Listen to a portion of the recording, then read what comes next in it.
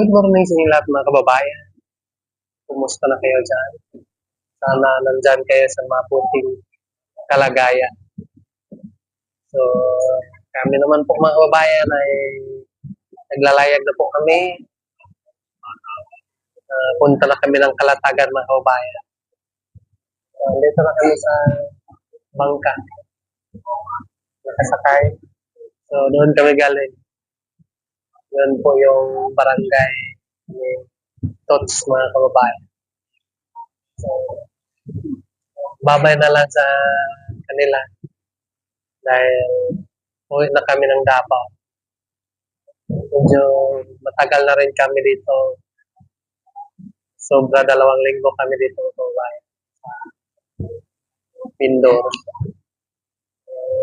Noon po, masaya naman po dahil nagkita-kita kami lahat ng buong team. So, masaya. Pero hindi ko talaga maiwasan mga kawayan. Mahiya po ako sa mga kasamahan.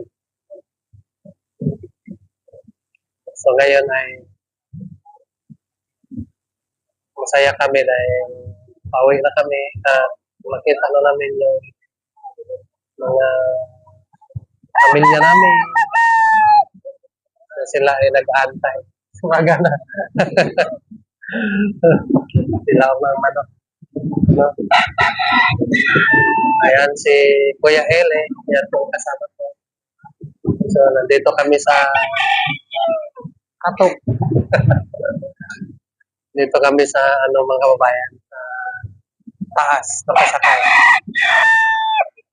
At si Peter Paul naman po, si Ralph at si Stone ay nandyan sa unahan. Ayan po sila mga kababayan. Yung naka-life jacket. So, sobrang pagod po dahil maaga kami nagising. Nagising kami ng alas 2. Kailangan namin alas 4 nandito na kami. Naglalakad pa kami mga kababayan dahil walang sakyan. Ayan po, Peter po. Kakaumpisa pa lang namin sa paglalayag. Siya ay natutulog na.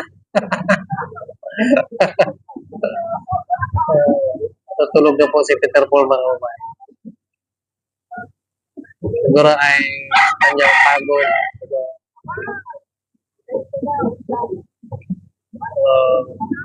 Maaga siya nagising.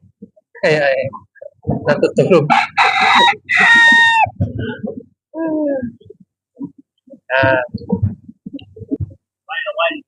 So, buti na lang po mga kababayan, kalmado po yung karagatan natin ngayon. Kaya walang alon po. Kasi maaga pa ngayon. So, may mga kasamahan natin dito. Taga dito yan.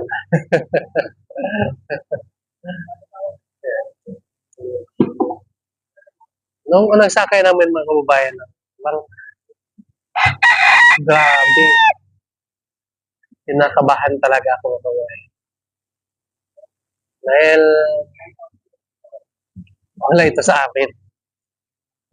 Ngayon ay parang nasanay na dahil ilang bisis na kami nagsakay ng bangka. Ganito po ang kanilang sasakyan dito sa Mindoro mga kababayan.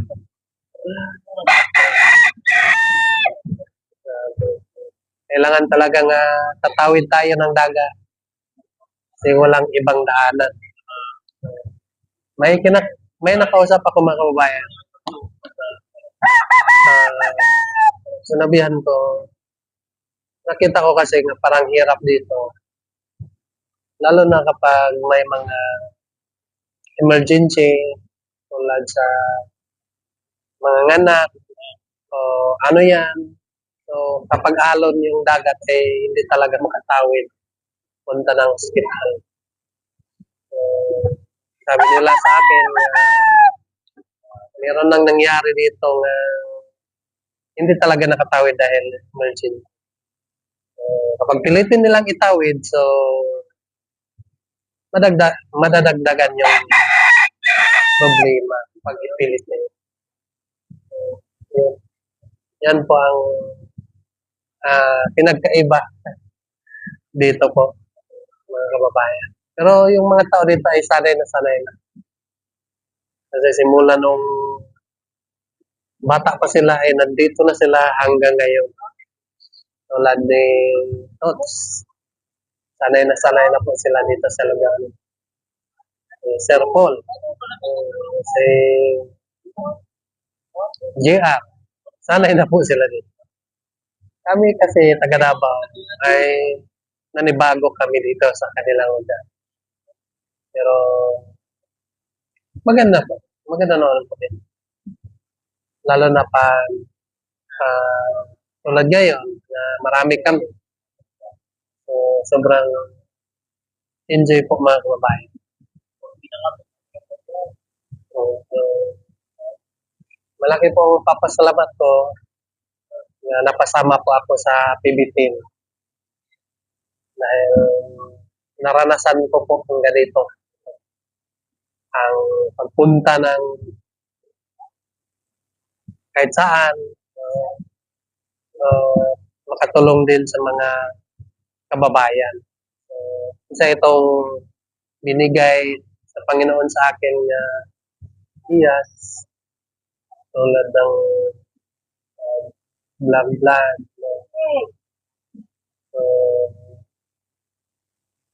Laki talaga yung papasalamat ko mga kababayan. At saka sa pamilya ni Tots, thank you po sa kanila, sa kanilang pagpakain sa amin, pag-asikaso, pamilya ni GR. Thank you po sa pag-asikaso. Ilang 2 linggo kami dito pero walang gutom mga kababayan. So, hindi kayang mag-diet dito kasi ang sarap ng mga ulam. Tumaba. Lalong tumaba. So, babawi na lang kami pag nandoon na kami sa bahay mga kababayan. Ulit ko po, thank you po sa inyo. At saka naman kay pamilya ni Sir Paul, maraming salamat po sa tanggap sa amin. So, wala akong may sabi sa inyo. Ako ay nagpapasalamat ako sa inyo. Sa walang sawang pagpapasalamat. Dahil alam niyo naman po mga kababayan na kapag wala po si Sir Paul ay hindi ko ito maranasan ang ganitong buhay. Hanggang alon lang po. So, thank you. So, ngayon po ay pakita ko sa inyo yung karagatan natin dito habang tayo ay naglalayag papunta sa isla. Ayan.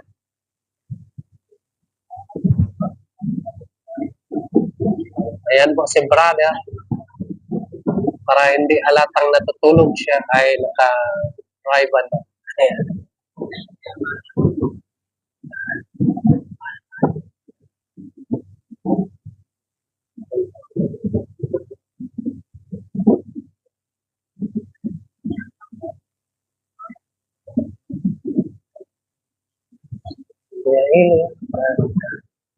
Simple lang. Ayos ka lang. Wow. Relax lang dito. Walang alon na. Ganda yung pagbiyahe na. Walang alon.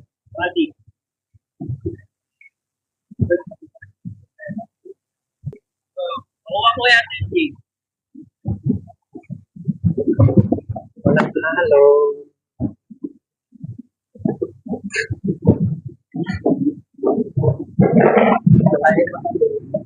Kami galing.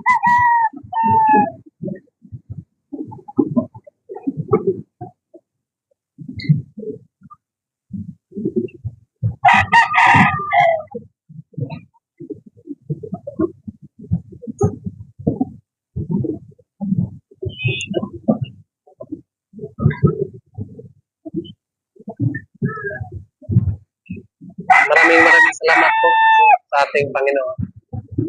Dahil binigyan tayo ng tamang oras na walang alon. May alon kasi mga kababayan, basang-basa ang nasa unahan.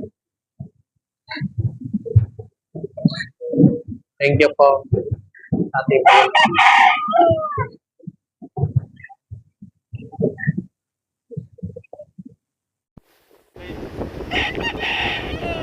Dito na kami sa Kalatagan. Malapit na kami. Kaya ako yung Kalatagan na bayan.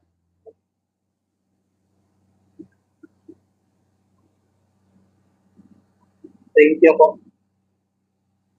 Maraming salamat sa ating Panginoon. Binigyan tayo ng magandang araw. Walang alon mga kababayan.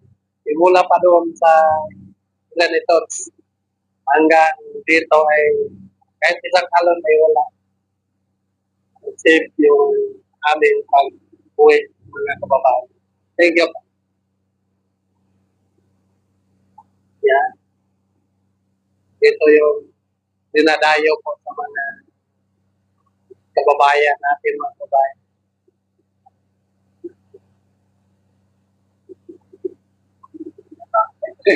Nagtayo.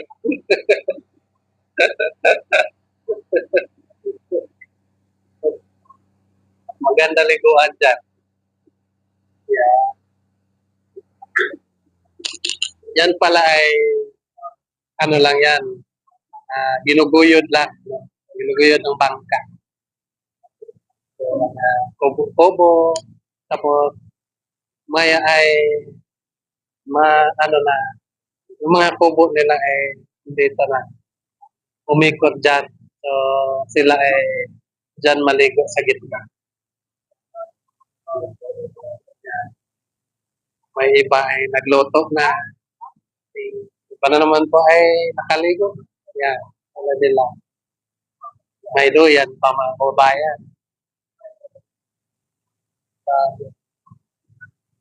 Ang saya po. Uy, may isda. Dahil walang pasok ngayon. So, mga iba, nagpunta sila dito. May iba din nga may mga okasyon, may birthday. Dito din sila maghanda ng birthday nila mga kababayan.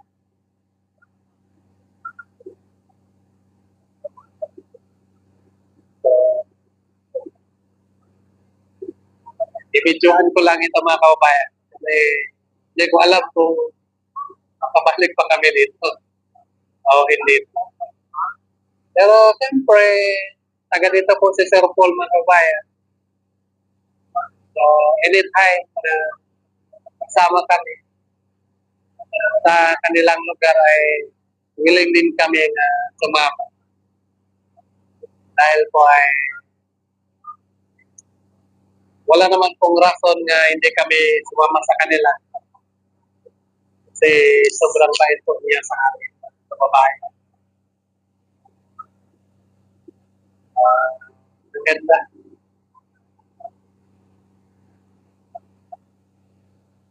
Ayan na. Ayan na ang terminal. Ano yung tawag? Terminal? Port.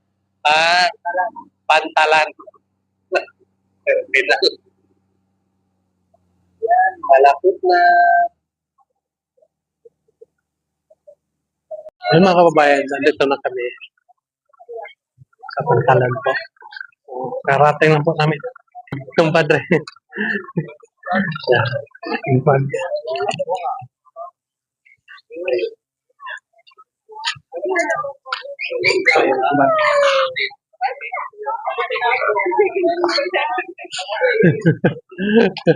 Hello. Kamusta bakasyon? Okay lang po. Para lalong tuming ka ng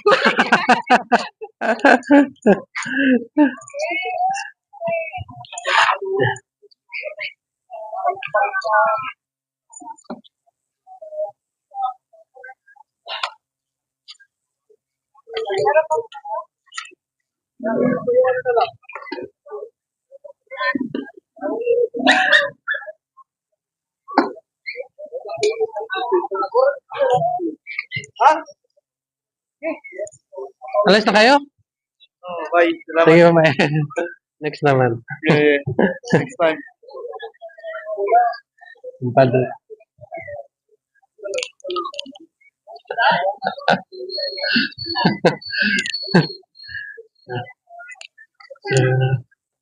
Maghiwalay-hiwalay naman po kami mga kababayan ng team.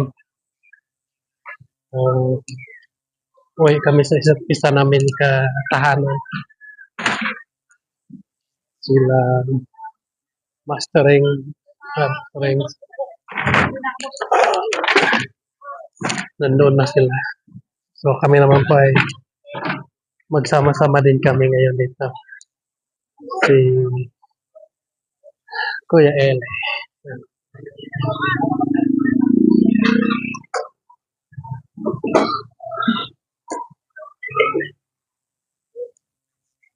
So, abangan nyo na lang po mga kababayan ang dating namin doon sa Laguna. So, dito na kami sa Laguna mga kababayan. So, hindi na ako naka-video kahapon kasi sobrang pagod po mga kababayan. So, ngayon ko na lang tapusin yung aking video kahapon. Dahil pagdating namin dito ay natutulog agad kami. Sobrang pagod po. So, doon sa sakay kami ng bangka mga kababayan, hindi ako nahilo. So,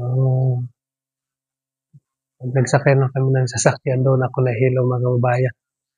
Mabilis tumakbo yung sasakyan. No? Nahihilo ako.